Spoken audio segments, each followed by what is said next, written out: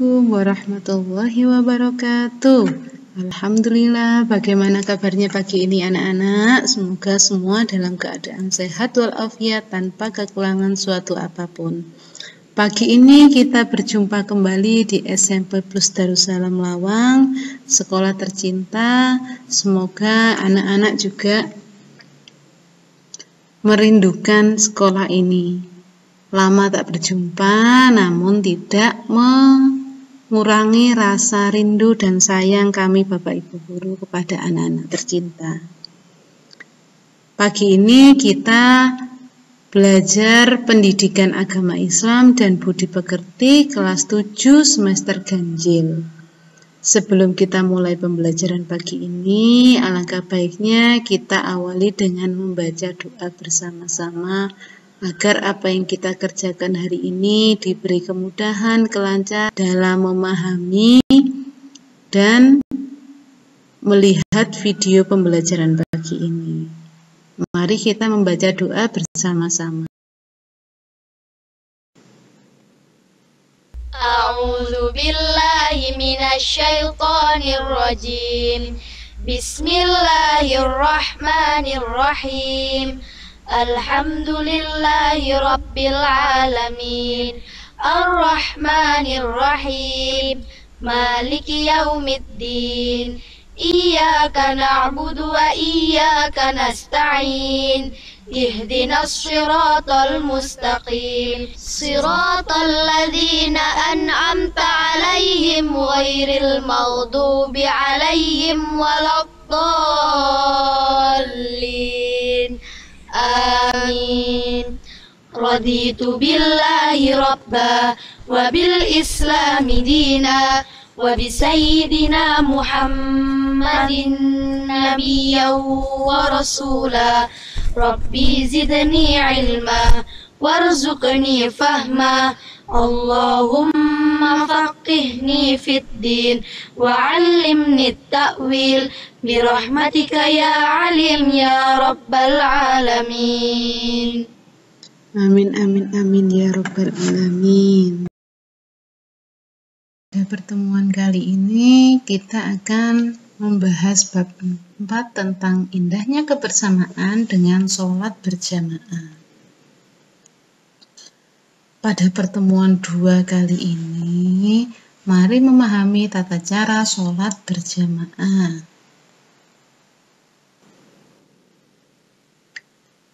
Tata cara sholat berjamaah dimulai dari imam dan makmum memperhatikan shaf atau barisan sholat berjamaah. Supaya sholat berjamaah berjalan lancar dan tertib, rapi dan sempurna, maka semua jamaah sebelum memulai sholat hendaknya memperhatikan shaf sholat. Tugas seorang imam sebelum sholat berjamaah dimulai adalah merapikan shaf dengan memerintahkan jamaah untuk lurus dan rapat, dan semua melaksanakan seruan imam sholat untuk mengatur shaf sholat sambil melihat kanan dan kiri atau sekitarnya. Lurus dan rapatnya shaf menjadi kesempurnaan sholat berjamaah. Coba amati gambar berikut ini. Ini adalah gambar contoh shaf sholat yang lurus dan rapat serta yang renggang. Perhatikan gambar yang pertama. Di sini pundak bertemu dengan pundak, begitupun dengan kaki bertemu dengan kaki, maka disebut rapat serta lurusnya shaf karena tidak ada yang maju ataupun yang mundur. Ini adalah cara pengaturan shaf yang benar, yaitu rapat dan lurus. Rapat dan lurusnya shaf menjadi salah satu keutamaan daripada sholat berjamaah. Namun gambar yang satunya, gambar yang kedua, yakni shafnya renggang antara kaki yang satu dengan kaki yang lain atau antara pundak yang satu dengan pundak makmum yang lain tidak berimpitan. Ada makmum yang maju dan ada makmum yang mundur juga tidak lurus, sehingga gambar kedua adalah gambar pengaturan shaf yang salah. Yang kedua atau yang B yakni ketentuan tentang pengaturan shaf sholat berjamaah. Ketentuan pengaturan shaf sholat berjamaah adalah sebagai berikut. Yang pertama, apabila makmum hanya seorang, ia berdiri dekat di belakang imam, agak ke kanan sedikit. Apabila datang makmum kedua, maka makmum pertama mundur di belakang imam. Yang kedua, apabila makmum terdiri atas 2 orang laki-laki, 1 orang makmum berdiri di belakang imam dan di sebelah kanan. Namun makmum satunya lagi berdiri di belakang imam di sebelah kiri. Jamaah yang baru datang supaya mengisi di sebelah kanan dan kiri yang masih kosong. Yang ketiga, apabila makmum terdiri atas laki-laki dan perempuan, laki-laki berdiri di shaf paling depan. Makmum perempuan berada di belakang shaf laki-laki agak jauh jaraknya. Hal ini dimaksudkan untuk memberi kesempatan makmum laki-laki yang mengikuti di belakang shaf laki-laki. Apabila memungkinkan, boleh saja shaf perempuan disendirikan berada sejajar dengan laki-laki dengan diberi takbir. Coba perhatikan gambaran posisi imam dan makmum dalam sholat berjamaah berikut. Yang berwarna hitam diasumsikan sebagai seorang imam, sedang yang berwarna abu-abu adalah seorang makmum. Yang pertama, jika terdiri atas 2 orang laki-laki, maka 1 menjadi imam, 1 menjadi makmum, berdiri sejajar, makmumnya mundur sedikit. Gambar yang kedua, jika terdapat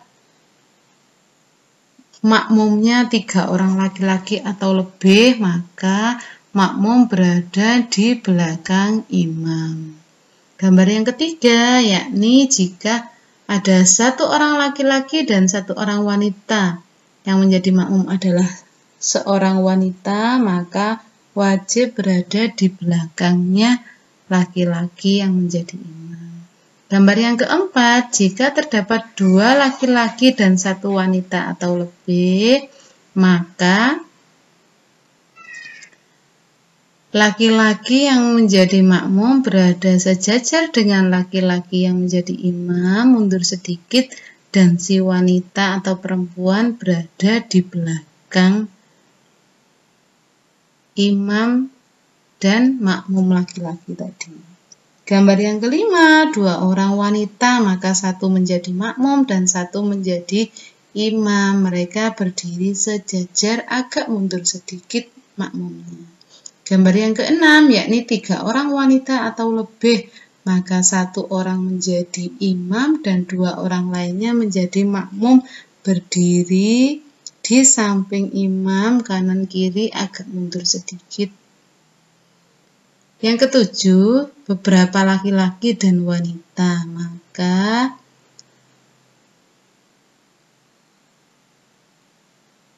shaf laki-laki berada di shaf paling depan, shaf perempuan berada di belakang.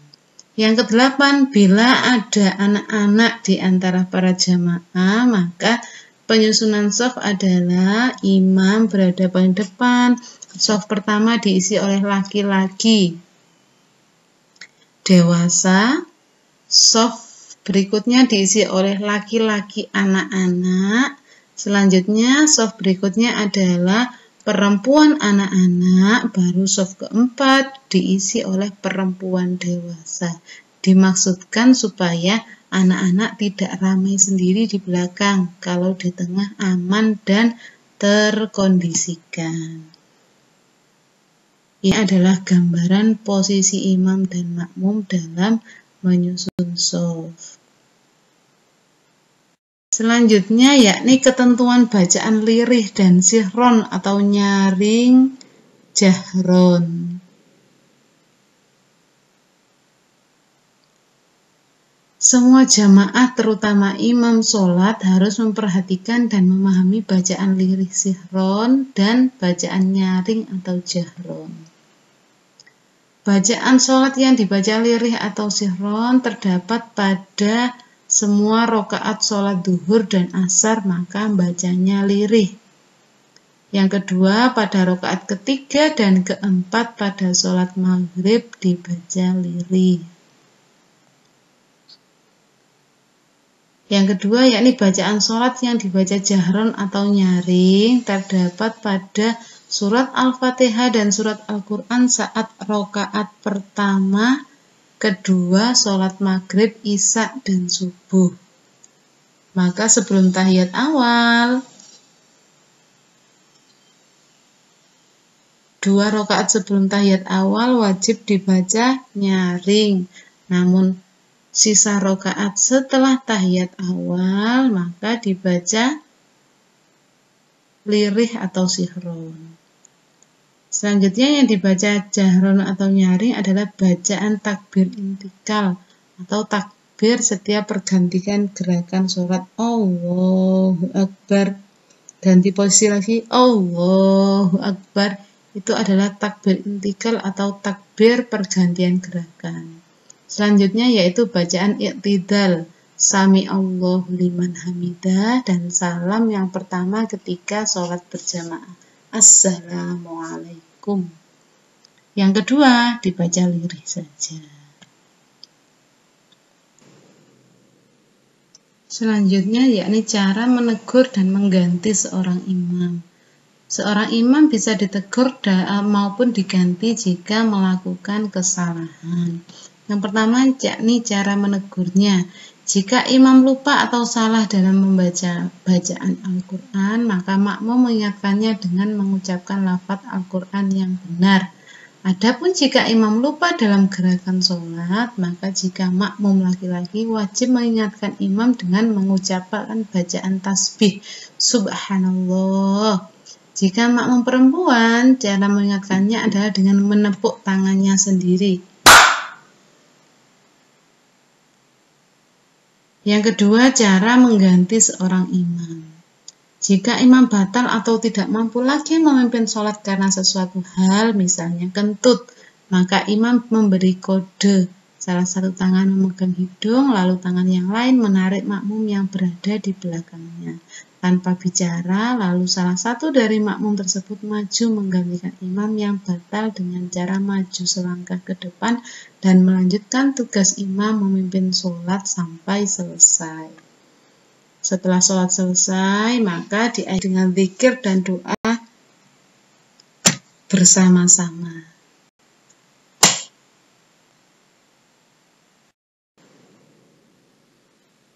Hikmah sholat berjamaah. Yang pertama yakni memperoleh pahala berlipat ganda, yaitu sebanyak 27 derajat lebih besar dibandingkan sholat sendirian. Hikmah yang kedua sebagai sarana untuk menambah atau meningkatkan syiar Islam. Hikmah yang ketiga mempererat tali persaudaraan antara jamaah atau sesama muslim. Keempat, saling mengenal dan menumbuhkan sifat kasih sayang di antara para jamaah. Yang kelima, menumbuhkan sikap disiplin yang kuat dan menaati peraturan dan sikap taat kepada pemimpin. Yang keenam, melatih bertindak cepat, tegas, berani, tetap santun seperti saat mengingatkan imam saat salah. Hikmah yang ketujuh, meningkatkan keimanan dan ketakwaan kepada Allah Subhanahu wa Ta'ala dan merupakan wujud kesamaan harkat martabat manusia dan menghapus perbedaan derajat di hadapan manusia. Ini adalah hikmah yang bisa kita dapat dari sholat berjamaah. Semoga dengan pembelajaran kali ini anak-anak bisa lebih rajin sholat berjamaah dan bisa mempraktekannya dengan benar di rumah. Yakni panduan tugas. Yang pertama, tulis soal dan jawablah pertanyaan berikut pada buku tulis PAI menggunakan ballpoint hitam. Jangan lupa tuliskan nama, kelas, dan tanggal pemberian tugas kali ini. Yang kedua, setelah dikerjakan, kemudian foto dan kirim ke WA nomor 085 855 964 728. Soalnya adalah sebagai berikut. Yang pertama, jelaskan pengertian imam. Kedua, jelaskan pengertian makmum. Soal ketiga, jelaskan pengertian shaf. Keempat, bagaimana pengaturan posisi shaf jika makmum terdiri dari 2 laki-laki. Yang kelima, bagaimana pengaturan posisi shaf jika makmum terdiri dari 2 laki-laki dan 2 perempuan. Keenam, pada bacaan sholat apa saja yang dibaca jahron atau nyaring. Yang ketujuh, bagaimana cara makmum menegur imam yang salah bacaan Al-Qur'annya. Kedelapan, bagaimana cara makmum perempuan menegur imam yang lupa atau salah gerakan sholatnya. Kesembilan, tuliskan 4 hikmah sholat berjamaah. Sekian tugas dan pembelajaran hari ini. Mari kita akhiri dengan membaca doa bersama-sama.